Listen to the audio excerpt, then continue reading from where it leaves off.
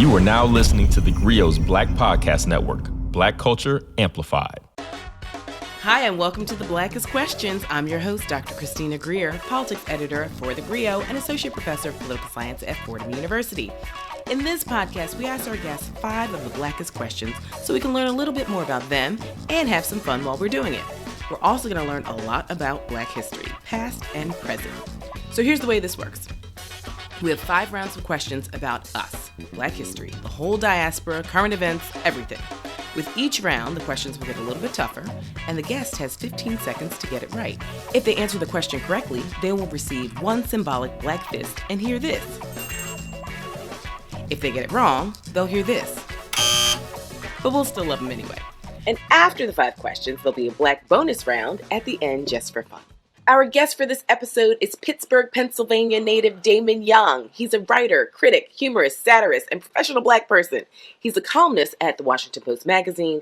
He's the host of Stuck with Damon Young, and his debut memoir, What Doesn't Kill You Makes You Blacker, is available now. He's also the co-founder of Very Smart Brothers with Greer host Panama Jackson. Damon, welcome, and thank you so much for joining the Blackest Questions. Hey, thanks for having me. Yeah. I have enjoyed watching and reading your intellect over the years. I just think smart Black people are the greatest gift to society. And I don't know what we did to deserve you as a writer, as a critic, as an observer of Black culture. I'm so appreciative for you joining us today. Well, you know what? You could attribute that to 3 things. One is my dad I guess both of my parents, because they both had a hand, I guess, in raising me. And also the recession that hit in 2009, because if it wasn't for that, I'd probably still be in academia in some capacity. And that, instance kind of pushed me into, okay, you don't have a job, but you have this blog and you could collect long-term unemployment. So let's see if you could actually do this writing thing full time. Right. And so there's that. And also just America, America just writes its own law, writes its own scripts. All I do is I look outside my window, I go outside and walk around. Yes. And the words just come just from, she always from paying provides attention to all the fuck shit that's happening. Yeah, she provides a lot of nonsense, chaos, and mayhem on a daily basis. Yeah. Well, we are so appreciative for you to join us. Are you ready to answer some questions? I think so. Let's go. Okay, let's get started. First question for you, Damon. This famous Black playwright grew up in your hometown of Pittsburgh, Pennsylvania. August Wilson. Oh, yes, coming in hot. August Wilson. 2 notable August Wilson plays, obviously Fences and Ma Rainey's Black Bottom, which I'm sure lots of our listeners have heard of. Did you know that August Wilson's original first name was Frederick? Mm-hmm. Frederick Kittle. And he changed his name to August Wilson. He grew up in the lively neighborhood of Pittsburgh, known as the Hill District, before settling, which became the setting for most of his plays. And in 1978, August Wilson relocated to write his first play, Jitney, in St. Paul, Minnesota. So you clearly know August Wilson. I'm a massive August Wilson fan. Like, always have been. Like, is it in the DNA and in the blood if you're from Pittsburgh, you love August Wilson? Or is it just sort of like, y'all, all you non-Pittsburghians just think you know August Wilson, but you really don't? So it's Pittsburgher. Oh, it's a Pittsburgher. Pittsburgher, all right. And yeah, I mean, August Wilson is in our DNA. I mean, they inject us with a microfile of Jitney and the piano lesson when we're born here. Mm-hmm. If you're Black and you're born here. You know what I mean? So, yeah, and one of my first jobs as like a writer, a professional writer, was at the August Wilson Center for African American Culture. Really? In downtown Pittsburgh. So yeah. What was the job? There was a literary magazine that they wanted to launch, and I was going to lead it. And we gathered a bunch of writers and academics from the Pittsburgh area, and we're ready to go. But then they were having some budget issues. And the thing just never ever happened. And this was like 2011. Okay. Do you have a favorite August Wilson play? Either Fences or Radio Golf. Mm. And Radio Golf, I guess, is a little precious to me because I saw my wife and I went to New York City. I want to say in 2014 or 15 Yep. to watch a live reading. It was directed by Ruben Santiago Hudson. Hudson. Mm-hmm. Yeah, and it was just a really just awesome performance. So again, and it's a play that I wasn't really that familiar with, as far as like its century cycle. But yeah, so fences and radio golf. I mean, I have so much respect for Ruben Santiago Hudson as sort of the keeper in many ways of the August Wilson legacy. I've had, the privilege of seeing it sort of on Broadway, but also in these like smaller, off Broadway and off Broadway productions. And I learned something every time. And I just feel like even though the setting is Pittsburgh, so many of the stories are like universal Black people stories. And that's kind of the way I view your writing. Like, even though it might be specific sometimes about time and place, it's also this universal narrative that we can kind of reflect on and also usually crack up about. All right, listen, you coming in hot. You ready for number 2? let's go. Okay, let's go. What is the name of the basketball team that J. Cole played for in Africa? I have no idea. I have no idea. It was the Rwandan Patriots. And so the Grammy Award-winning rapper played on the Rwandan team for the African Basketball League. He made his debut there in 2021. And after leaving the African Basketball League, J. Cole headed to the Canadian Basketball League, and he started playing there in 2022. It's funny how hip-hop and basketball are like those are my things. Yeah. But this is like my one blind spot is J. Cole. J. Cole fact, because I am it's not necessarily that I'm not a fan of J. Cole. Like, I don't dislike him or anything like that, but I probably have the least in terms of people who have a certain prominence right now in hip hop and rap music. I probably have the least amount of knowledge about him. Right. My sister's a massive fan, and I honestly, gun to my head, I couldn't tell you a single J. Cole song. Not a one. I mean, granted, I'm also stuck in hip hop from 1993 to 1998, so that's that's not saying much about me. I'm dead in the middle of 2 generations. I'm little bro and big bro all at once. Yeah, I could tell you probably 3 or 4. Now, if they asked me to name 10, then yeah, I would just be dead. But like, yeah, you just gotta shoot me. Right. It's like, well, here we are. Right. Now, I like this idea. I've spoken to Justin Tinsley, who just wrote the great book about Biggie. And this idea of sports in hip hop and the convergence of the two. I'm a huge fan, obviously, of hip hop, and I actually much prefer to write about and read about sports as opposed to watching sports. But why do you think that there's such a synergy between hip hop and athletics right now? Well, I mean, I think there's obvious there's the obvious answer about how if you're a young kid from the hood, young male in the hood, you see the rappers and you see the ball players and you see those people as people to emulate it, and that's a stereotype that there is some truth to that. There also are artists and engineers and teachers and firemen and barbers or whatever, entrepreneurs that are in the hood too that people look up to also. But you see the people that have the money, right? That are doing like the major things or whatever, and those are the rappers and the ball players. So there's that. But I also think that more than that, even there's just a creative synergy. Mm-hmm. Also, hip hop is universal, it's worldwide right now, but it came from the concrete. It's the roads that busted through the concrete. It's a street, New York City, urban, culture-driven sort of thing. And basketball is a city game. Right. I oftentimes credit Allen Iverson as that like perfect nexus of the two. I know he wasn't the only one, but like when I think of when hip hop and basketball sort of became this marriage, the first person that pops into my head is Allen Iverson. Who pops into yours? I think AI is a good nexus point for that. Just in terms of like the unabashed, in your face, the unabashed in your facedness. I'm just making up a word of hip hop culture, and Iverson is like I think the most prominent example of that. He was.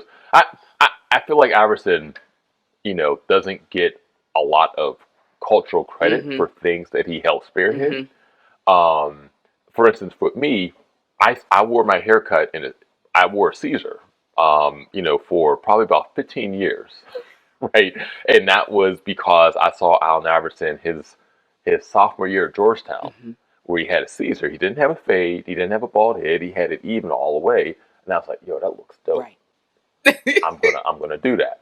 Iverson is also the one who, I guess, tattoos have become more and more ubiquitous, over the last 20 years. And Iverson is probably the main person who helped spearheaded that too. And that is a again, a universal thing.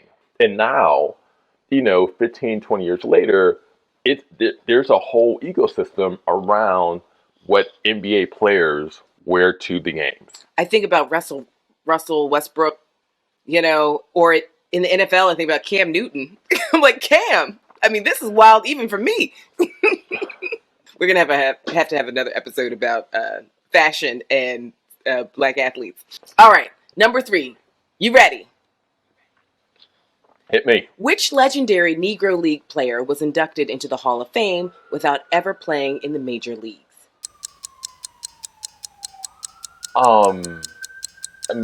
Josh Gibson is one. That's right. That's correct. Okay. Josh Gibson was considered the greatest player to never play in the major leagues. He was born in Buena Vista, Georgia in 1911, and he played in 2 Pittsburgh teams from 1936 to 1946, the Pittsburgh Crawfords and the Homestead Grays, and he was inducted into the Hall of Fame in 1972. He was known as the Black Babe Ruth for nearly 800 career home runs, and he died in Pittsburgh in 1947 of an apparent stroke at the age of 36. So you've definitely heard about Josh Gibson being from Pittsburgh. What did you learn about him and when? Well, and again, Josh Gibson is another one of those people who, like August Wilson, is just a part of the fabric here. If you are a black Pittsburgher, the thing that people say is that he really died of a broken heart, of not being able to play in the major leagues. Like that's like died of a stroke, but he really died of a broken heart. Now, did you ever play baseball growing up or any sports? I played baseball in the street, but I played basketball, high school, and college. Oh, really? Went to college on a basketball scholarship. I did not know that. So. Huh. I'm a hooper. Yeah. What position did you play? I was a guard. And who was your favorite player growing up? Growing up, it was Michael Jordan. Oh, really? Okay. Yeah, MJ is my favorite. Yeah, I also liked Tim Hardaway because he played the way that I kind of wanted to play. My favorite player growing up was Dominique Wilkins. I just thought he was a fantastic player. But I feel like there still hasn't been like a definitive Michael Jordan anthology to like really talk about his impact on the culture, black and white. Like when he chooses not to endorse particular people running for Senate, or when he's not necessarily very political, but the fact that he's like this global sports icon in a way that's different from Muhammad Ali, it's different from, Paul Robeson or whomever, black sports leaders. He's just this phenomenon that goes, I feel like, across gender, across age, and definitely in this global context. I'm still trying to wrap my head around Michael Jordan as like a Michael Jackson of sports. Yeah, he was the first. He's the first black, or at least the first black American sports star who had pop star status, where he had gotten to a point where there are people who believe that he transcended race. Now you can't ever do that. But there are, there are white racists who will say that, oh yeah, Michael Jordan Michael Jordan's not black. He's Michael Jordan.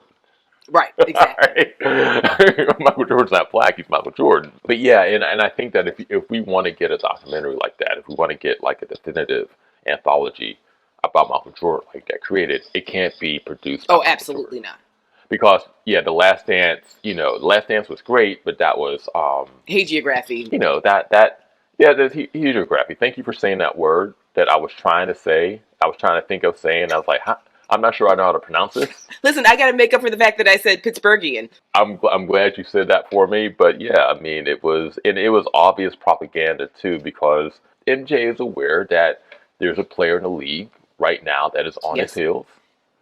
And so he drops that documentary right after LeBron wins his fourth championship. It's like, in case y'all forgot. Because a lot of kids don't know, and a lot of people were forgetting. right? I mean, you have kids growing up the same way you said Michael Jordan, like so many kids, not just black kids, kids your age and in your era, their kids nowadays were like, LeBron James definitively is my favorite player. That's okay. Question number 4. You ready? Let's go. Okay, the eldest of 9 children, growing up in Harlem during the 1920s, this American novelist died in 1987 in St. Paul, France. Who is he? James Baldwin. That's right. Playwright, essayist, novelist whose eloquence and passion on race made his voice influential during the 1950s and 60s in the U.S. and Europe and beyond. Between the ages of 14 and 16, Baldwin was a preacher in a revivalist church, and which he wrote about in his semi-autobiographical novel, Go Tell It on the Mountain, which was his first novel, which was published in 1953. When did you first learn about Baldwin, and do you have a favorite Baldwin book? Honestly, like, I was late to Baldwin. Okay. I was late to Baldwin. Now, growing up, I read a lot of what my parents read. So my parents, my mom was reading read a lot of Toni Morrison. So I was reading that. I read The Godfather when I was like 8 years old, which is a strange book. Okay. For an 8-year-old to read. That's right. I read, I think the first Baldwin book I ever read was in middle school. I read Another Country because my sister was reading it in high school. I'm just always surprised that so many schools still don't have Baldwin in their canon, It's like we're all reading Catcher in the Rye, and I'm like, we need to be reading the Baldwin, please. But I think my biggest caveat is you have to have teachers who know how to teach Baldwin. And even thinking back of the schools I was at, my introduction to Baldwin was really people I knew in college who had read him. Mm-hmm. Like when I worked, I was the editor for the black newspaper in college, and that really was my first introduction. Where'd you go to college? Canisius College in Buffalo, New York. Buffalo, New York. Shout out to Buffalo. Yeah. Okay, last question. You ready? You're killing the game over here. I love it.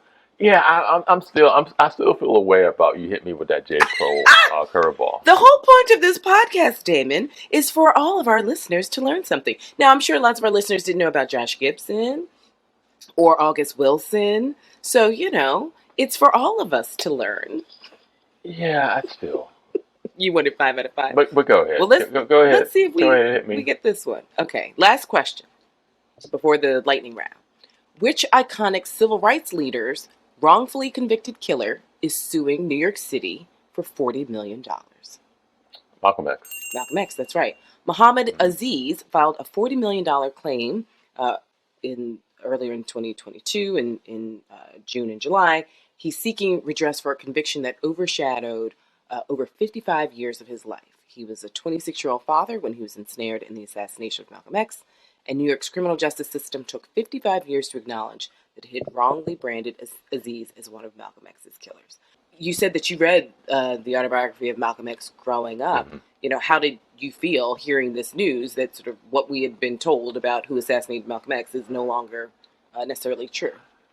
I mean, I figure with any sort of assassination plot, that's a conspiracy. There are, we rarely get that right mm-hmm. in terms of who did the shooting, who was a part of it. And so it's not surprising to hear, that this person, I guess, had been exonerated. But I do, the Twitter brain in me does question, okay, maybe was he not a part at all? Is that right. What they said? Or he wasn't a part of the actual right. physical shooting? Right. Because again, for something like this to happen, there has to be a massive conspiracy, mm-hmm. right? Many people who have to plan, who have to be a part of the planning. So again, I don't know, right? But again, hearing this sort of news as a result of any sort of assassination attempt, particularly someone who is such a beloved and important figure. Like we'll be learning stuff about that. We'll be learning stuff about King's assassination. We'll be learning stuff about the Kennedys' assassinations mm-hmm. for the next century. Right. As a black person in America, I just assume that we'll never fully know the true story. And I think that black people, by and large, have like a slightly healthy dose of paranoia about this country because mm-hmm. we do know the length to which they'll go in various directions, especially with leaders who are as charismatic and brilliant as Malcolm X was. Okay, you ready for the black bonus round before I let you get out of here? Hey, you know what? I'm going to keep coming back. You messed up my perfect score. You have done so with well. light-skinned Jermaine. You've done so you know, well. I'm ambitious. You know, I'm trying to get the best score. I don't even know what the best score ever was on this, but I'm trying to get that. I'm not sure, but you're pretty high up there. And basically, here's what we'll do. You promise that you'll come back, and you can just keep trying to get 5 out of 5. How about that? All right. Okay, so this is the lightning round. These are just, I need your gut reaction to the questions I'm asking. Rapido. Okay, you ready? Okay. All right. Okay. Let's go. At the cookout, are we playing 90s or 2000s hip hop? 90s. 1980s NBA basketball or today's NBA basketball? Today's. Best stand-up comedian goes to Eddie Murphy or Richard Pryor? Eddie, because he came after. Okay. Yeah. A Different World or Grownish? Oh, A Different World. At the cookout, what's on the grill? Pork ribs or beef ribs?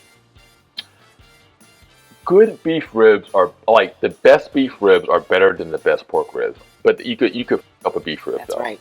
So you have to have a skilled practitioner on the grill. You were absolutely right. But yeah, beef ribs. Okay. Have a higher ceiling. With an asterisk, like with somebody who knows what the hell they're doing. Yeah. Okay. On Thanksgiving, are we eating fried turkey or traditional turkey? Fried turkey now. Okay. My dad only smokes the turkey. I've never had an oven turkey for Thanksgiving. He only smokes it on the grill. And I love it. We did fried turkey for the first time ever last Thanksgiving, and we are never going to. Okay.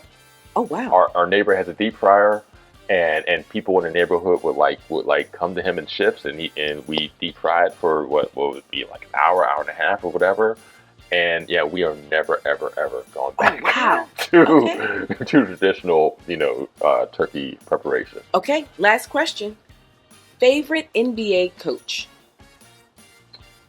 Favorite coach? I've always loved my man Ty Lue. Because he seems like the sitcom, like the best friend of the main character. Who comes in and is like always just annoyed. He's the Ron Johnson of the NBA. Yeah, like someone like he would be played by a comedian, right? If he were on a sitcom, and I just like his general demeanor where he just seems to be over it all the time, and he's also a great coach. Like he doesn't get the sort of recognition that like a pop. No, he hasn't had the same length of career as like Popovich or whatever. But I think that he is a great coach who isn't necessarily mentioned in those upper echelon, right?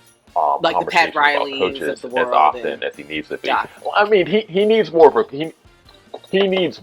of a resume for like the Pat Riley, Phil Jackson, like stratosphere. But in terms of contemporary coaches right now, right, he needs to be mentioned in that top like 5 or 6. Wow. I've always believed that, and I like Spoelstra too. I like Spoelstra a lot. He's definitely grown on me over time.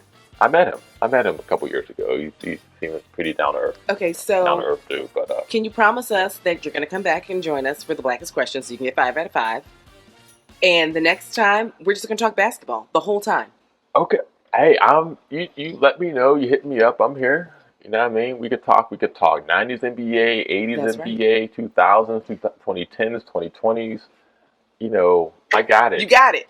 I so appreciate you joining us, Damon. And, remind us again the name of your debut memoir. What Doesn't Kill You Makes You Blacker. You can actually see it. That's a poster from one of my book signing events. It's like, you got this big ass poster. I might as well just take it home and put it on my wall. Also, you could, read my column in the Washington Post, my weekly column. And also, subscribe and listen to Stuck with Damon Young, which is my podcast, which is exclusive on Spotify. Absolutely. Thank you so much. I can't wait to have you back. And I want to thank you for all that you do for Black people. You are a voice that is needed, but your humor and your intellect in how you contextualize America for Black people is really, really important. And I just want to thank you again for joining us here on the Blackest Questions. Hey, Christina, thank you so much for having me. This was great. I really appreciate you reaching out and putting me on. I also appreciate the coordination with your glasses and the shirt. If I had the rights, I'd play a little J. Cole as an outro, but that might sting a little bit. Yeah. I wouldn't share this podcast if you want to do that. Well, thank you all for listening to The Blackest Questions. And I want to thank our listeners for listening to The Blackest Questions. If you like what you heard, please download the GRIO app and listen and watch many more great shows and share it with everyone you know. Don't forget, you can listen to the GRIO's Writing Black podcast hosted by me, Maisha Kai. This isn't your typical writing podcast.